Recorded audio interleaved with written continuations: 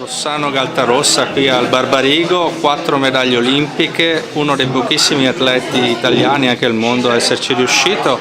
Quanto è importante lo sport ancora per la sua vita? Quanto è stato importante per la sua formazione anche a scuola? Beh, è un'esperienza che è iniziata sin da ragazzino e adesso a 43 anni compiuti, anche se ho lasciato l'agonismo, quindi le mie giornate non sono scandite più dagli allenamenti, però rimane una fetta molto importante della mia quotidianità.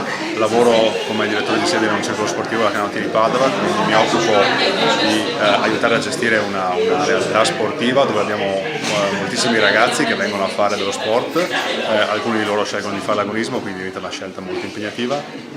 Praticamente tutti imparano a coniugare l'impegno scolastico con l'impegno sportivo e abbiamo visto che diventa un connubio interessante che aiuta molto nella crescita dell'individuo.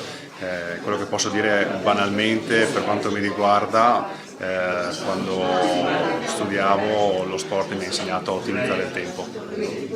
Cosa direbbe a un ragazzo o una famiglia che devono scegliere il loro sport e affrontare anche dei sacrifici nel tempo e nell'organizzazione per convincerli che vale la pena? Intanto vedendo un po' l'esperienza che ho vissuto confrontandomi con amici, colleghi, avversari stranieri, a volte in Italia tendiamo a essere troppo precipitosi nel decidere che disciplina il figlio o la figlia faranno. Invece sono convinto che sia importante fare un'esperienza varia per avere informazioni fisiche e conoscitive diverse, per fare esperienze diverse, poi pian piano si può trovare anche quello che piace, quello che si adatta anche alle nostre caratteristiche fisiche e mentali.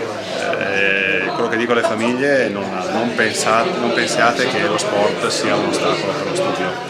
Molto spesso l'impegno dello sport stimola il giovane, il ragazzo a trovare una miglior gestione della propria giornata, dei propri tempi, e abbiamo tantissimi esempi in cui ci sono grandi personaggi nel mondo della nostra società che hanno avuto un trascorso sportivo e di solito mi viene da dire che i valori dello sport, se sono i valori veri, quelli che dovrebbero così essere portati avanti da tutti noi che viviamo in questo contesto, sono un valore aggiunto per i ragazzi che poi un domani saranno i cittadini del futuro.